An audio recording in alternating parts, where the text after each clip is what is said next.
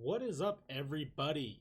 Welcome back to another episode of In My Experience. And today we're going to be talking about something a little bit different from the last two episodes. Obviously, the last two were quite popular on this channel, one being about Skinwalker Ranch, and then one being kind of my unusual adventures in paranormal and other unusual investigations.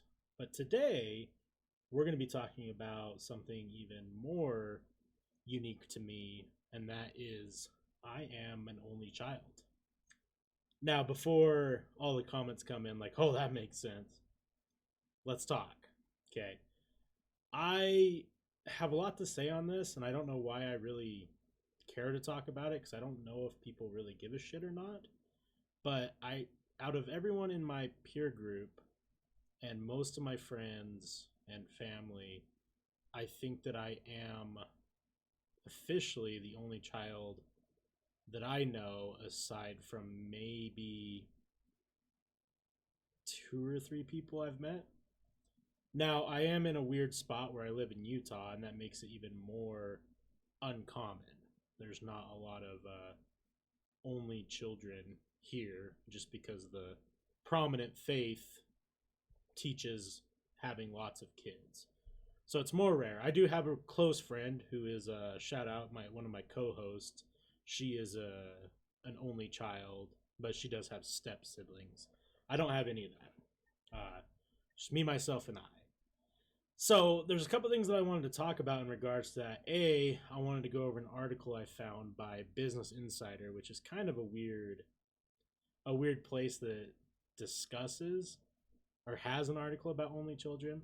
I kind of want to talk about some of the research that they found and some of the research that they source versus my reality.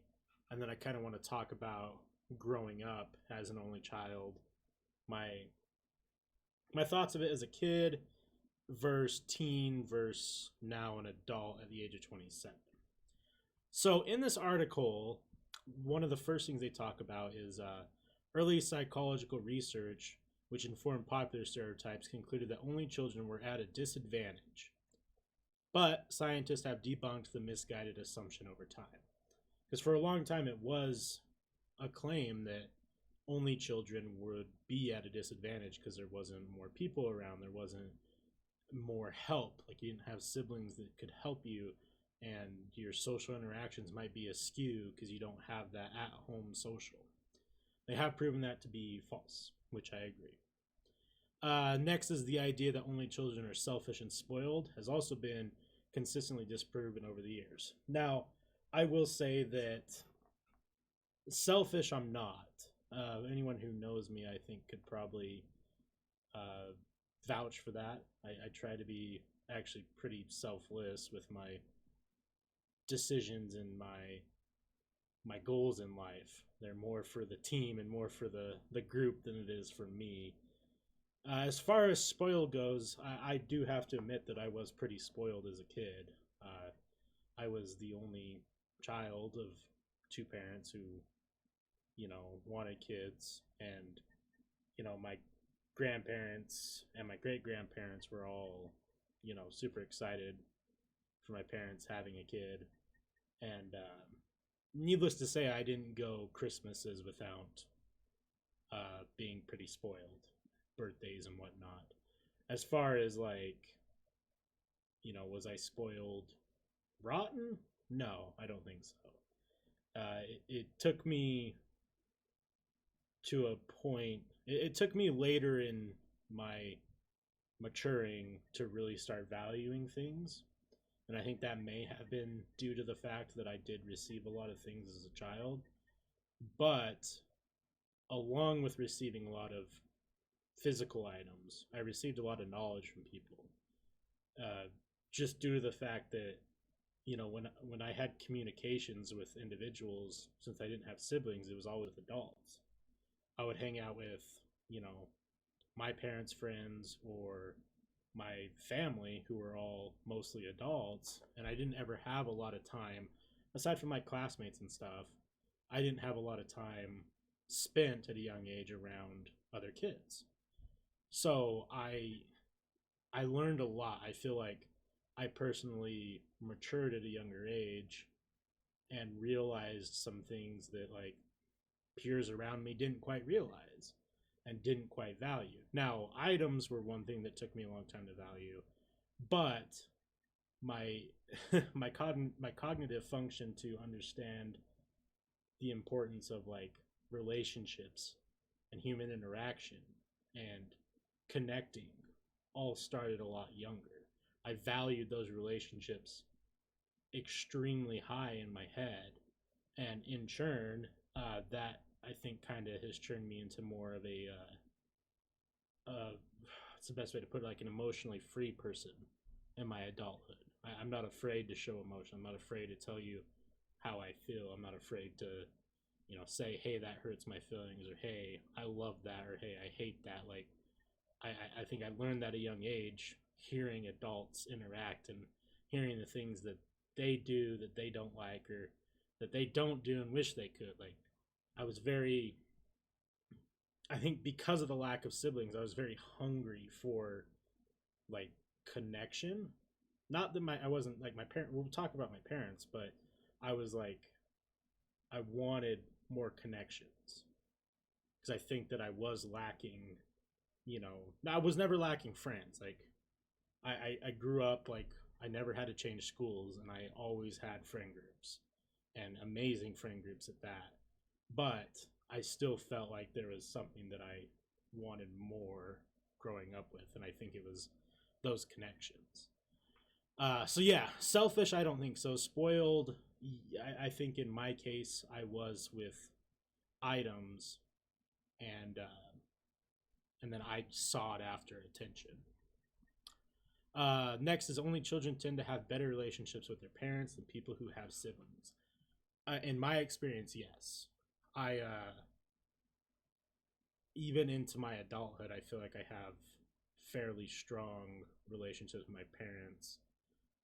Obviously, everyone has ups and downs in any relationship. That's just how life is. But it does seem like compared to a lot of my peer group, the relationship that I have with my parents is different than others. Just because like I'm the only one.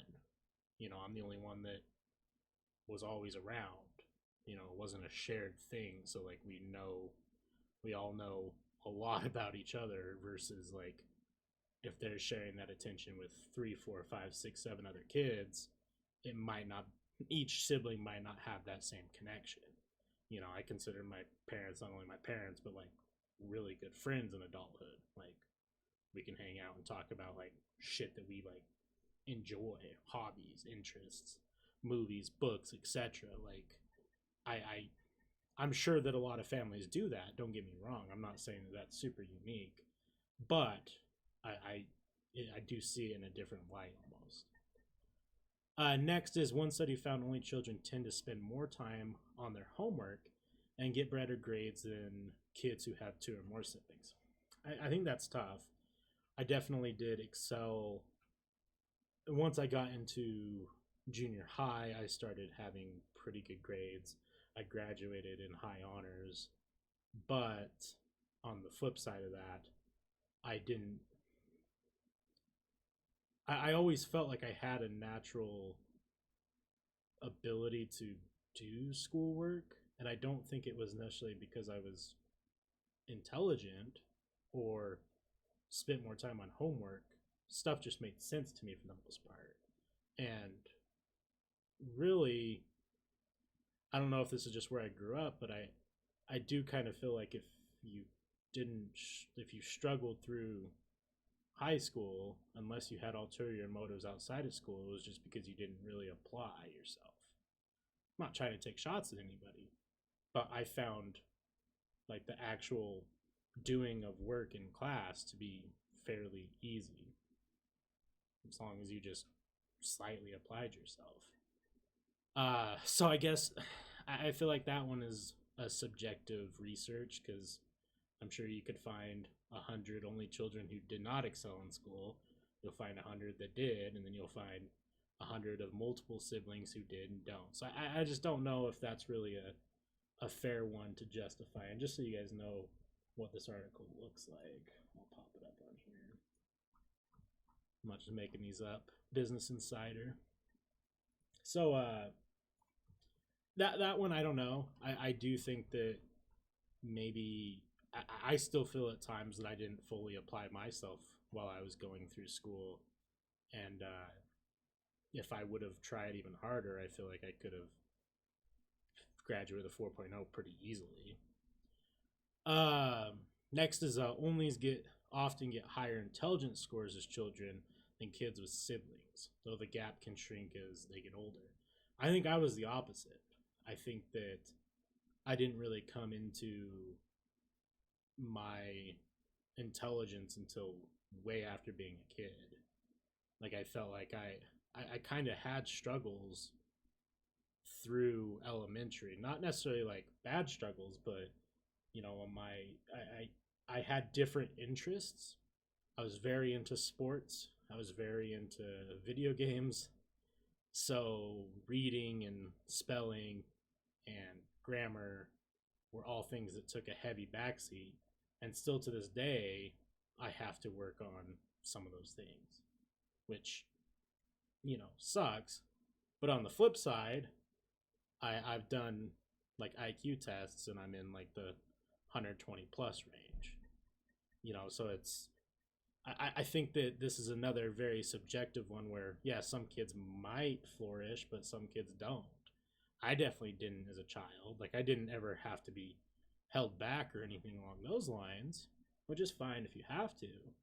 But I definitely didn't feel like I was ahead of the pack. Like, I clearly remember the individuals at my elementary who were ahead of the pack, and none of them were only children.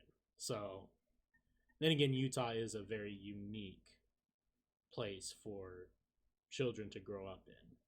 And I'm saying that in a positive way. I think Utah is a great place to raise your kids. At least it used to be. Utah's changing a lot.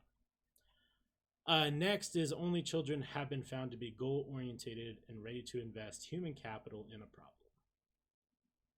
Oh, yeah. But I mean, I feel like you're more of a teenager into adulthood before you really become goal oriented. So like I feel like that's all learnt behavior. I don't think that has to do with only child or not. If your parents are goal orientated, that's going to brush onto you. And if you're an only child, it's probably going to be more prominent. But I don't think just being an only child is going to make you more goal orientated. I think that's kind of a lousy thing to mention. It says in one study, only children reported talking to themselves more than people with siblings did. The researchers concluded this was likely because they spend more time alone. 100%. Through my childhood, I talked to myself a lot. I had a lot of imaginary friends for a long point of time, and I would just play my video games and talk to myself, watch TV and talk to myself, do mundane tasks and talk to myself. It was never like in a psychotic type of way, but I would just talk to hear, if that makes sense. Like I would just talk my thoughts out loud because I think I just wanted to hear something, like a voice to talk to. Like I wouldn't be like, "Oh, Wes, what are you doing?" "Oh, I'm playing video games." Like I wasn't that bad, but like I would just open and be like, "Oh, I really like this game," or "Wow, this Mario is really cool." Like I would just do stuff like that all the time, but just to myself. And like if I was like watching Nickelodeon and SpongeBob made a funny joke, I'd be like, "Oh, SpongeBob's so funny." Like, and I don't think that that's any. I'm sure that that's not just an only child thing. I think one thing that I did have that was unique was the imagination, because there was a lot of times that, if parents are both working and I was home alone, like it did get a little lonely. Never, my parents were good about like not ever having me alone too much as a kid. They would work opposite shifts and whatnot, but like it still happened on occasion, and I liked to be alone, so it was never an issue. But my imagination, like I created characters that I still remember their names to this day. So like it was a big part of my growing up was talking to myself and having that crazy imagination. Like it was, I don't want to I don't want to explain all the imagination stuff just because like when I think about it as an adult, I'm like, man, that's wild that I did all these things. Like I would pretend to like have like fantasy realms in my house and stuff. Like it was a lot. Next one says one study found only children tended to be both more aggressive and more victimized in elementary school, suggesting they might not be as adept at managing conflict. I disagree with that. At least in my case scenario, I never felt like I was aggressive towards anybody that I can think of, and I don't think I was ever victimized. I never felt like I was the victim of anything. I, to be quite frank with, and like I try to, I don't say this in an arrogant tone, but I've been told as an adult that I was a fairly popular person. And I don't think, like looking back, I don't think I was, but I do know that like from elementary all the way to high school, I had that ability to be able to hang out with anybody and have fun because I I think I learned at a young age like I want to be able to hang out with as many different people as possible. So how do I do that? I just need to be a genuine person. And I feel like I've done a good job at doing that and continuing that on into adulthood. Adulthood is the place where things start getting interesting being an only child that as far as like the negative side of it in my eyes. And then the last thing they say, but most only children report liking it that way. I think they're talking about in regards to spend more time alone and enjoy entertaining themselves. So there, yeah, I I have to have alone time. Like there's days like I'm not, and I'm sure this isn't just me, but like there's days where I don't want to interact with anybody. And it's not a social anxiety thing. It's not a depression thing. It's none of that.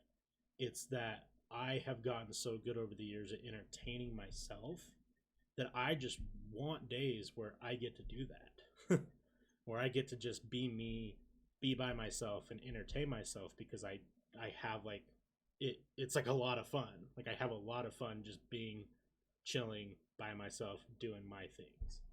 And some people that has been a problem for some people in my life, which is understandable.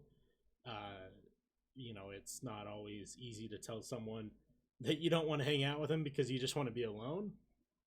I've had to learn how to have that conversation in a productive manner because some people get butthurt by that. At the end of the day, like I just like spending those that time by myself. So that's the end of the article. Now there is a bunch of stuff like there's a bunch of statistics and research out there for only children, and the number of only children or parents having only one child is growing. I think it was up to 22% in 2016. I imagine that number is only going to get bigger, even though it might get skewed by the pandemic, just because when you're home alone and you're on quarantine with your significant other, you know, you know what can happen. 9 months later, like got a baby. But some things that really stick out to me growing up is like a lot of people wish like I heard this statement like, oh, I wish that I didn't have siblings. And I'm sure like it was like just on specific days they wish that they didn't have siblings because all siblings fight, uh and all siblings have those days where they wish they didn't have siblings. But I heard that a lot, and it's so interesting to think about now because I think they forget like that when they would say something like that they didn't realize like I really didn't know what that meant. I didn't know what it was to like wake up and have other people around your age or like even older or younger than you that don't have that parental guidance or that parental like power they were just like sharing space with you. And you hear horror stories and you hear great stories of siblings. I had most of my friend groups growing up through elementary, like my good friends, my close friends, all of them had siblings. And I don't want to say anyone's name just because I don't know if anyone gives a shit or not, but you know, most of them had decent relationships with their siblings. One in particular, I really liked his younger brother. Uh, I had one good friend who had a sister, and his sister hated him because he was a bully to her, which was true. Uh, Another friend had a younger sister, but they were cool. Um, I have a good friend who now I think has, I don't even remember anymore, four younger brothers, right? Four or five younger brothers. So that was interesting, and they were all wild and crazy. If you guys know who you are, shout out. But growing up, like through elementary and junior high, like I just never. I heard that statement several times, but I just never really understood what they meant, and I think they were just having bad days and like fighting with their siblings or wishing that their siblings would leave them alone or whatever it is. I never got to experience that, so I would just been like, oh, I guess having siblings suck. I don't know. And then when I progressed, like when I got into like junior high and stuff, like that time where like you're awkward, you're trying to mature, like you're trying to come into your own. The being an only child thing in my life was no longer like as prevalent. Like when you go to a junior high, at least what I did when I went to junior high, it was like three or four elementaries now meshed together. So there was kids from my elementary I knew, but then there was kids from like three other elementaries that all had like friend groups and stuff. So it just being known as like the only child became irrelevant going into junior high and high school. And junior high is an awkward time for everyone, and everyone makes everyone does dumb shit, and my junior high didn't have a good time, but going into high school, I had a pretty good time. But being an only child was kind of irrelevant for the most part. One thing that I did, like, that was really important to me, and like some of the best times of my life, is like my house, like this room minus like this room looks different than what it used to be. Uh, was like the hangout for a long time.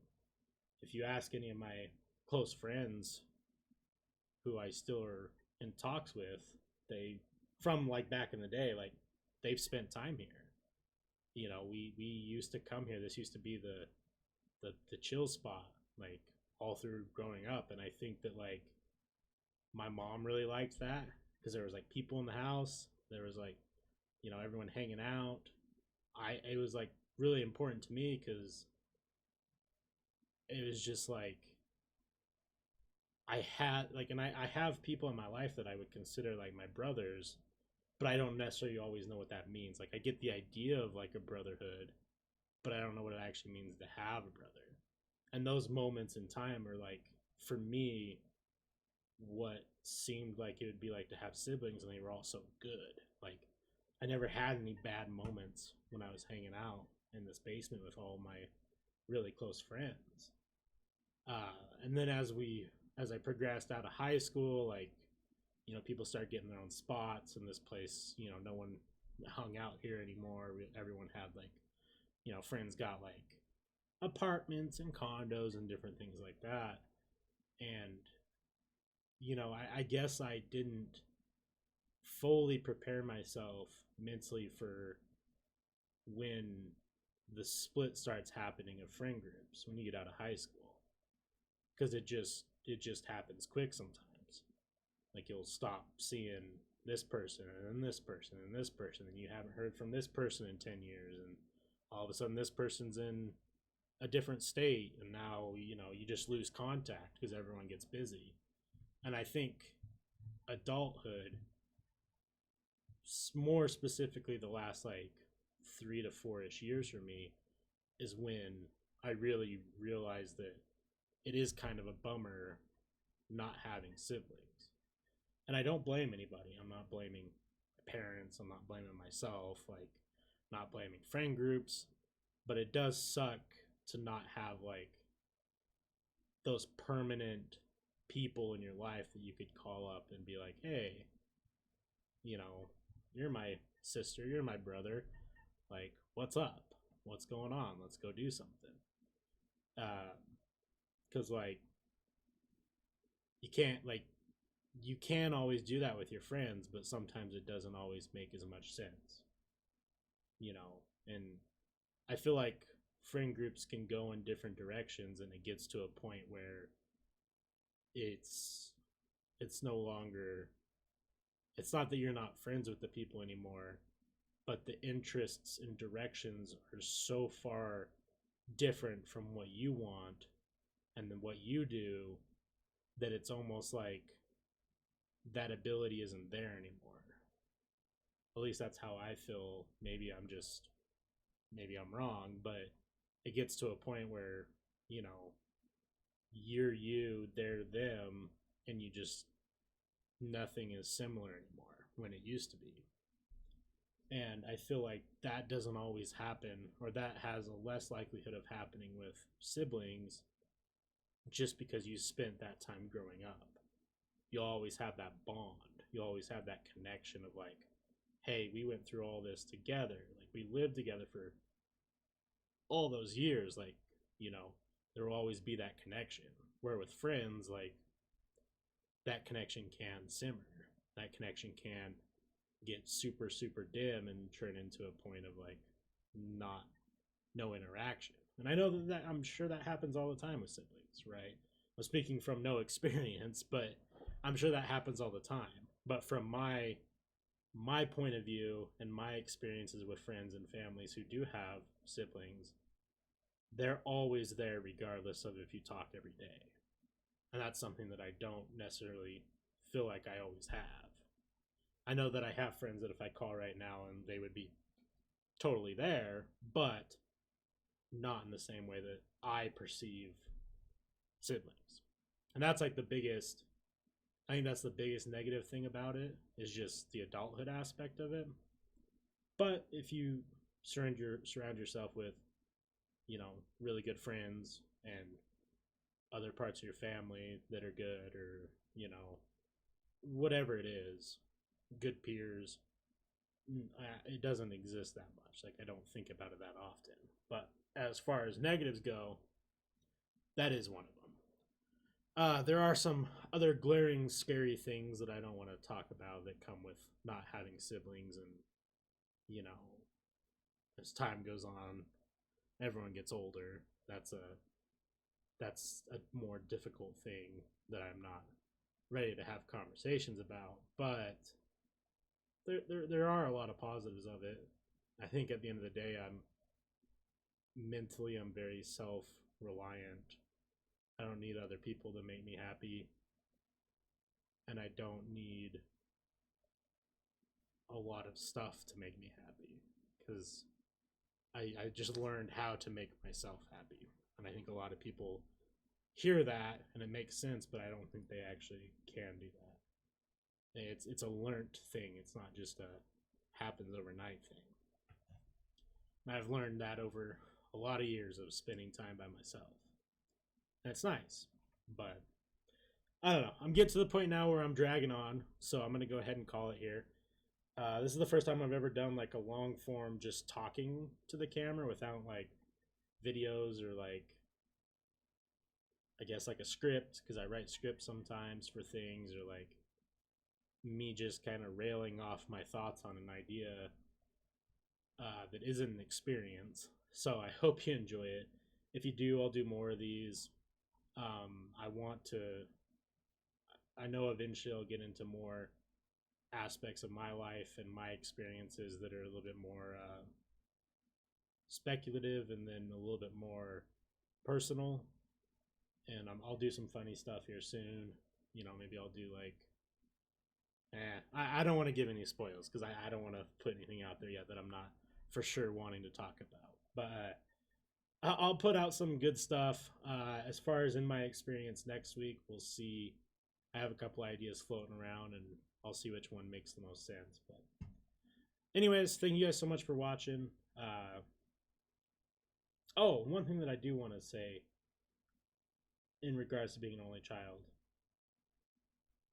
I didn't have a lot of influence from siblings, which allowed me to make a lot of decisions by myself as far as like, and like my parents didn't really influence me on a lot of this stuff. They just kind of let me be me. Religion, politics, uh, sexuality, like all those things were, I didn't have a lot of influences. And when you're allowed to really have the freedom of that, very good, very good. It helps a lot. It makes you not as confused going into your adulthood of who you really are. Just throwing that out there. You can say shots fired if you want, but like when you have the freedom to pick who you are and you don't feel like you're disappointing your parents with the decisions of who you want to be, life is pretty awesome. So, parents who are listening to this, remember that if you pressure your kids too much to follow the things that you think are right, the kids might not turn out too happy. Not trying to take digs at anybody, but just remember that. Thank you guys so much. I appreciate you watching at this point. Have a great rest of your day. I'll catch you on the next one. Oh, my voice cracked. Oh, God. Ignore. Peace.